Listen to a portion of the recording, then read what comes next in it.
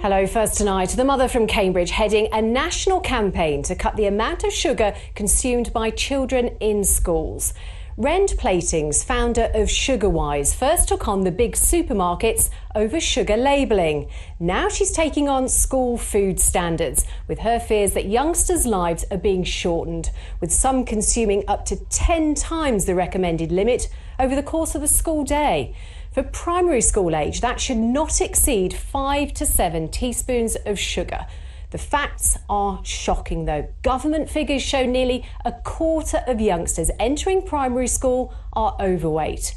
And by secondary school, that figure rises to more than a third of all children. Well, in a moment, we'll speak to an expert on obesity. But first, Mosmi Bakshi has this report. Finding a child without a sweet tooth is almost impossible. And it's no different at Park Street C of E School in Cambridge. Today, the children are making chocolate muffins, but with a difference. They're virtually sugar-free. The school is one of almost 500 across the UK to have signed up to a scheme to reduce the amount of sugar in school meals. And it's been pioneered by a local mum on a mission. I discovered that there are no limits on the amount of sugar in the school food standards, which everyone has to adhere to. So there's a limit on breaded meat to once a week, there's a limit on all sorts of things, but on sugar, there are absolutely no limits at all. But how easy is it to keep children away from temptation? The answer lies in educating 4- and 5-year-olds about the hidden dangers as well as the hidden pleasures of sugar. It makes your teeth get bad and your teeth can all fall out sometimes. It rots your teeth and it could cause you problems in the future. Whilst the market for sugar-free ingredients is growing, it's still small. This table of treats a sample of what's out there. So the pressure falls on kitchen staff who, day in and day out, have to produce balanced meals. We had to do a lot of research, do a lot of experimental cookery.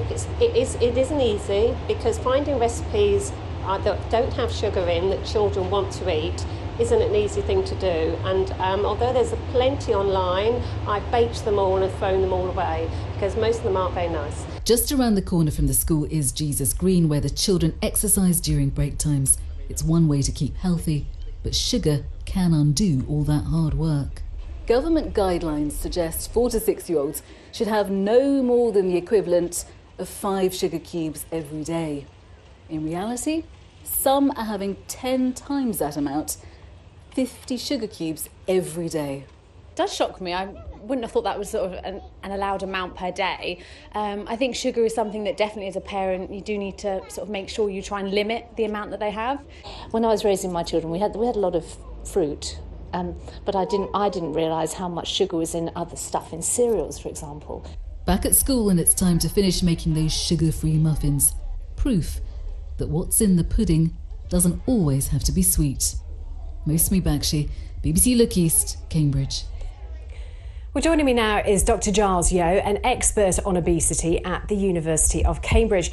So, Dr. Yeo, how serious is the childhood obesity epidemic? It is pretty bad. I mean, we're just behind the United States. We're certainly the worst in Europe at the moment.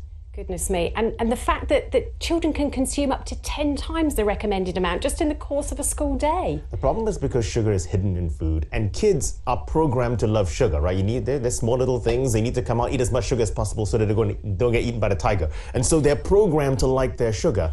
And so we need to help them, stay away from sugar, which is hidden in all kinds of foods. But that's really hard to do because sugar, as we know as adults, it's so addictive, isn't it? I don't know. Addictive is an emotive word. I do think we like sugar, and I think it makes us feel good. Addiction probably is not the word I would use. And so because, in particular, kids love sugar, we need to make sure that we titrate the sugar and make sure that they don't have too much of it, for sure.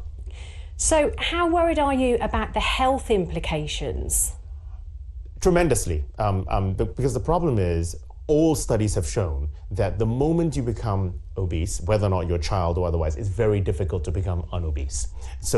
And prevention is going to be better than the cure in this scenario. So I think if we can help our children, not get obese and stay healthy, then they have a better future. And we know that obesity, type 2 diabetes, diet-related illnesses are a huge drain on the NHS. So doing this, preventing this, will help the NHS in the long run, for sure.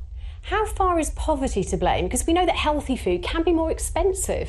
Poverty is a strong word. I prefer to use the word privilege, and privilege comes in 3 flavors. So cash, time, you need to work 3 shifts to make some amount of money, and literacy. So not ABC, but what are free sugars? What's high in fiber? And it's a mix of all 3.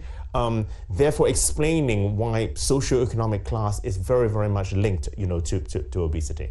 So how important then, briefly, is the Sugar Wise campaign that we've been talking about? I think it's important because they're not trying to beat people over the head with with a big stick. And I'm not a sugar Nazi. I'm just not, okay? Because I think we need sugar. It's our base fuel. We're just having too much of it. And so what Sugar Wise is doing is being pragmatic about providing lower sugar options for kids. Look, not all parents are going to be able to go home and make the green juice and and give celery and make hummus, okay? So which is fine. But so we need to be able to have regular, normal foods that are available in low sugar options so parents have the easy decision to make in order to get their kids less sugar.